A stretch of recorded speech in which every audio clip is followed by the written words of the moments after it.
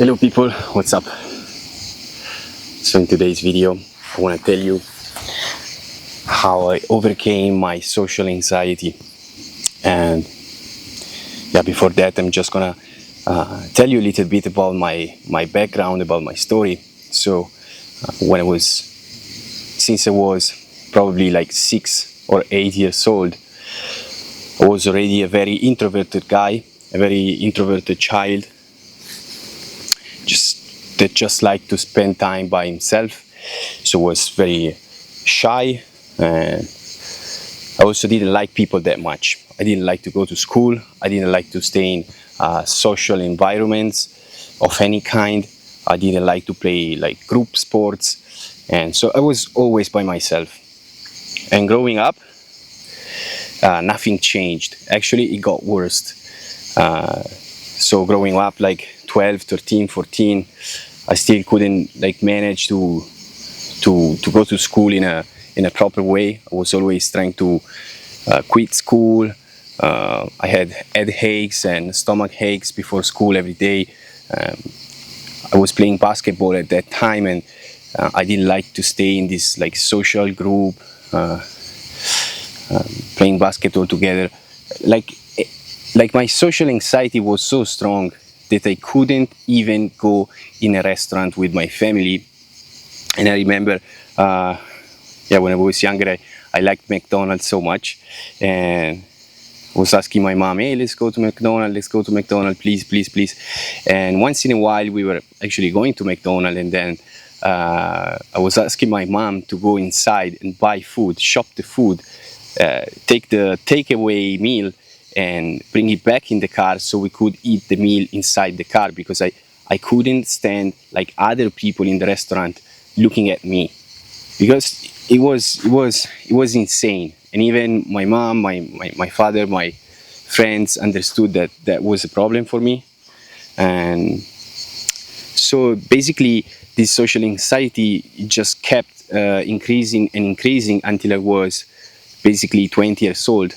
So even though I was trying to kind of push myself, because I always had some hobbies and sports that I like to do, and so those sports were bringing me in social environments.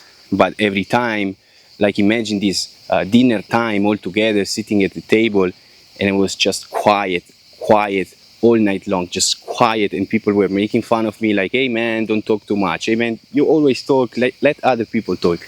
I was always shy, always closed in my thoughts, in my head, and I just couldn't relate to people, couldn't like let go and be myself fully. I don't know why. I don't know. Probably because I was afraid of judgment. But anyway, so this situation led me to almost like dealing with depression, because I didn't know how to live a functional life.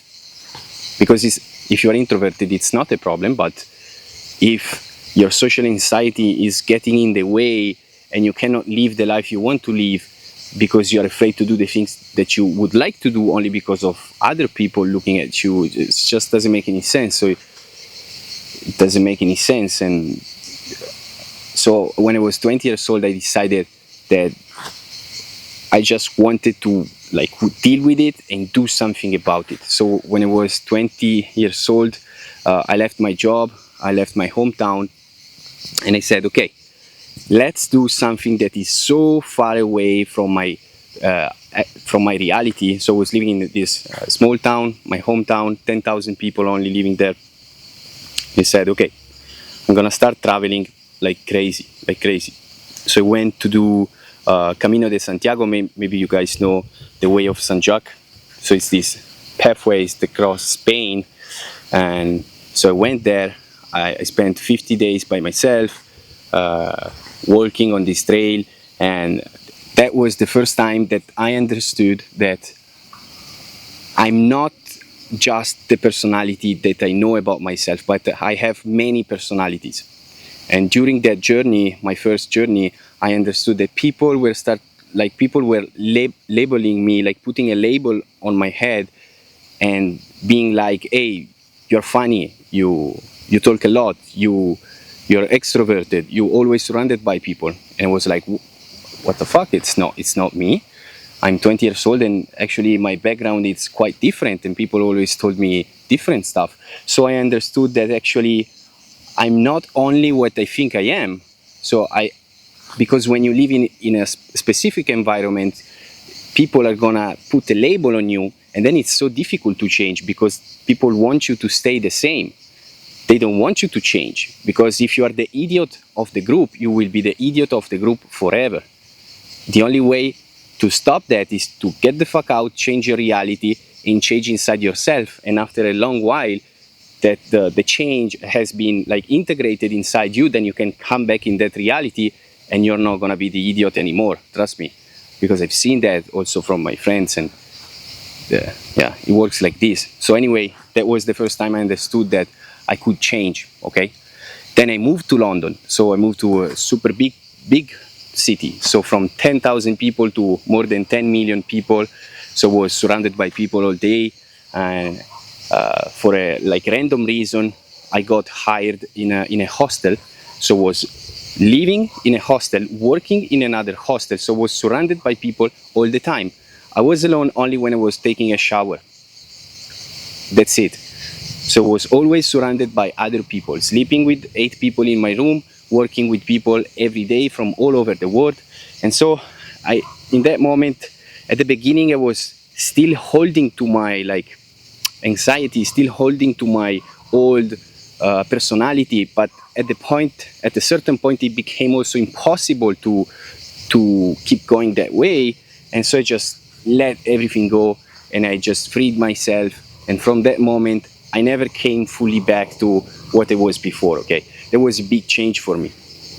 And now, 10 years later, I can say that yes, like things changed.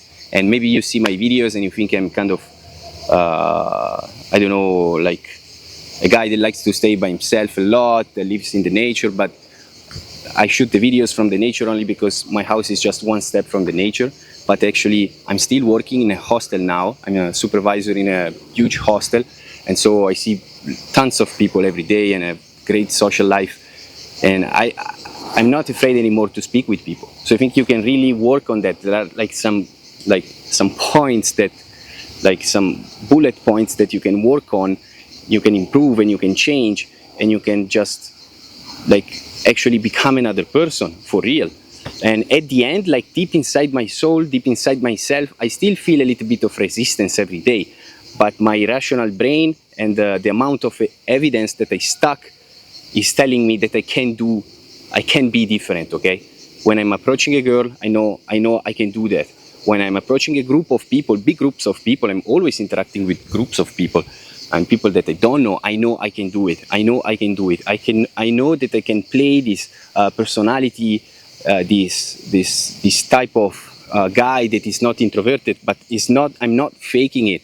I'm not faking it. It's just another part of me. I understood that I have many parts of me, and I still have the very introverted part of me, but I also have other parts that can be very outgoing, extroverted, and like to socialize, stay with people.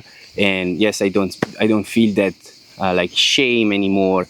And I think that's how you free up yourself. It takes time, guys. There's no magic pill, but you have to go through some real life experience, not like reading books. You have to go through some real life experience, and then you can actually change. That's it, guys. That's all for today. So as I'm saying in the my last videos, I'm working with 5 guys. I'm starting this new project. I take 5 guys to work with me for 1 month for free. So I already have 3 guys in the game. I miss just 2 guys, and that's it, guys. If you wanna send me an email, we can work together.